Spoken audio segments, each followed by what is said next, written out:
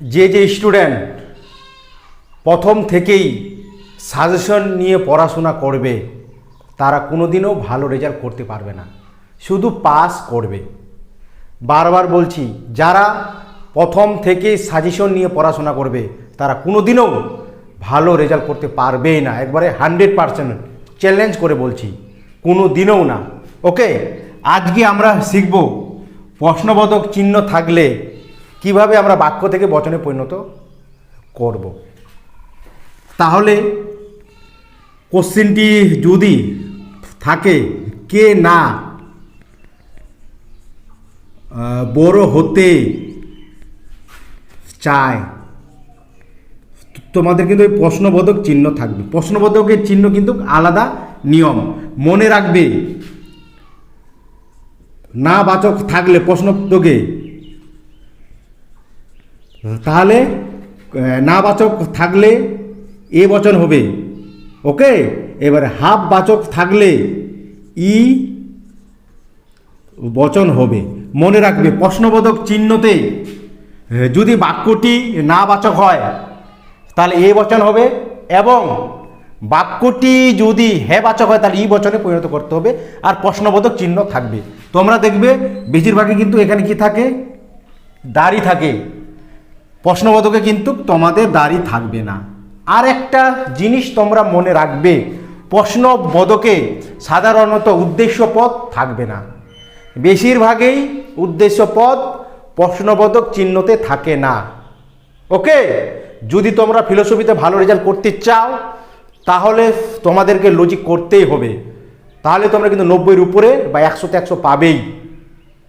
বারবার বলছি, তোমরা সাজেশনের পিছনে ছোটো না। যে যেখানে তোমরা টিউশনি পড়ছো ভালো মতো করে প্রথম থেকে শেষ পর্যন্ত টেক্সট বইটি খুঁটে খুঁটে পড়বে। শর্ট কোশ্চেনের জন্য ওই কয়েকটা ইউটিউবের চ্যানেল দেখে বা সাজেশন নিয়ে তোমরা পড়াশোনা করছো সারা বছরে, কিন্তু ওই পাস করবে, ভালো রেজাল্ট কোনোদিনও করতে পারবো না। চ্যালেঞ্জ করলাম আমি তো তোমাদেরকে। ওকে, যদি এইভাবে পরীক্ষায় থাকে কে না বড় হতে চায়, প্রশ্নবোধক চিহ্ন আমরা জানি, প্রশ্নবোধক চিহ্ন থাকলে না বাচক থাকলে এ হবে, হা বাচক থাকলে ই হবে। এবার বাক্যটি আমরা পড়বো, এটা না বাচকে আছে না হ্যাঁ বাচকে আছে। কে না বড় হতে চায়, এখানে আছে না আছে, তার মানে এটা কোন বাক্য, না বাচক বা নয় অর্থক। নয় অর্থকও বলতে পারো বা না বাচকও বলতে পারো, সদর্থক বলতে পারো বা হে বাচকও বলতে পারো। তাহলে এটা কি না বাচকে আছে। এবারে না বাচক থাকলে কোন বচন হবে, এ বচন হবে। ওকে, ভালো মতো করে বুঝে বুঝে করবে। লজিকে একমাত্র তোমাদেরকে ফুলফিল নাম্বার দেবে, দর্শনে একমাত্র। ওকে, তার মানে এটা এ বচন হবে।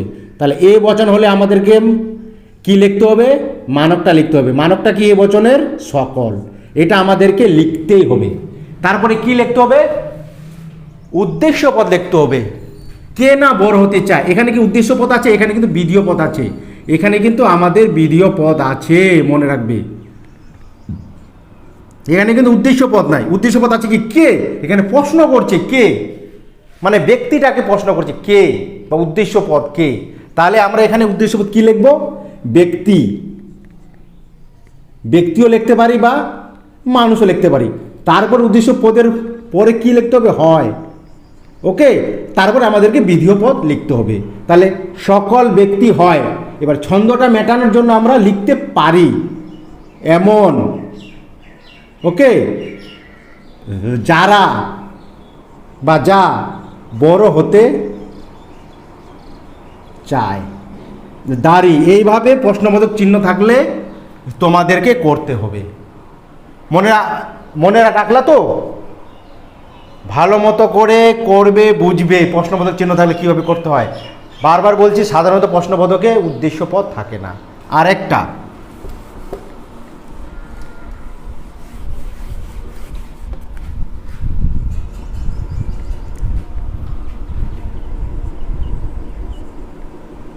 কে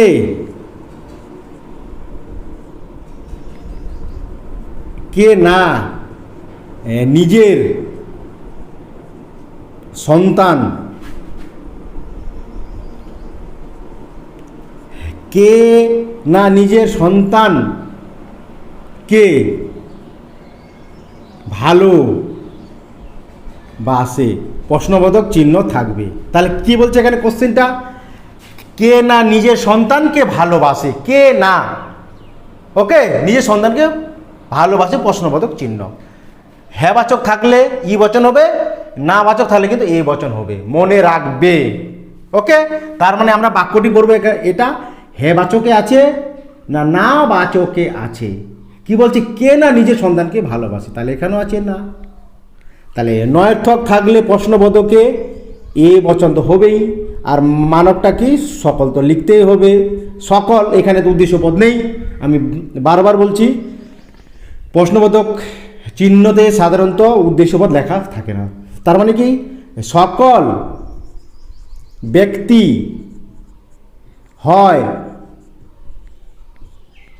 এমন যারা নিজের সন্তানকে, ওকে, ভালোবাসে, হয়ে গেল। মনে রাখবে প্রশ্নবোধকের চিহ্নতে এ আর ই হয়, মানে হ্যাঁ বাচক হলে ই হবে, না বাচক হলে এ হবে, মনে রাখবে। ওকে, এবার আমরা দেখে নিব সদর্থকে।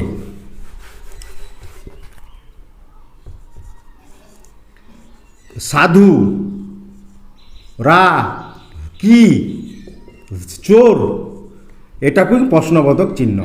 সাধু, রা, কি, চোর, প্রশ্নবোধক চিহ্ন। ওকে, এবারে দেখবো এই বাক্যটি হ্যাঁ বাচকে আছে না না বাচকে আছে। তাহলে কি সাধু, রা, কি, চোর, এখানে কিন্তু না বাচকে নেই, হ্যাঁ বাচকে আছে। হ্যাঁ বাচক হলে কোন বচন হবে, ই বচন হবে, এলেফ দিয়ে ই, কোনো, এখানে কিন্তু উদ্দেশ্য পদ দেওয়া আছে। ওকে, এটা উদ্দেশ্য পদ, এটা কি বিধেয় পদ।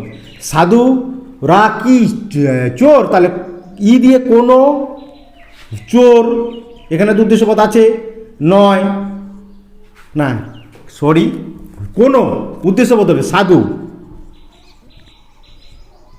নয় চোর, দাড়ি। তাহলে কি হলো, বাক্য থেকে বচনে করলে প্রশ্ন বা বোধকে ই দিয়ে কোনো, সাধু নয় চোর, এইভাবে তোমাদেরকে করতে হবে। তার সাথে তোমাদেরকে পরীক্ষা ব্যাপ্য অব্যাপ্য বের করতে হবে বা গুণ ও পরিমাণ বের করতে হবে, তাহলে তোমরা 2-এ 2 পাবেই। কোথাও নাম্বার কাটবে না ফিলোসফিতে, বারবার মনে রাখবে, ফিলোসফিতে নাম্বার কাটে না ঠিকঠাক হলে, 100 তো 100 পাওয়া যায়, তোমরাও পাবে যদি তোমরা ভালো মতো করে বাড়িতে প্র্যাকটিস করো। আর যদি তোমরা লজিকের না, তোমরা যদি সাজেশনের পিছনে তোমরা যদি না ছোটাছুটি করো, তাহলে দেখবে তোমরাও পাবে, ভালো রেজাল্ট করবেই দর্শনে।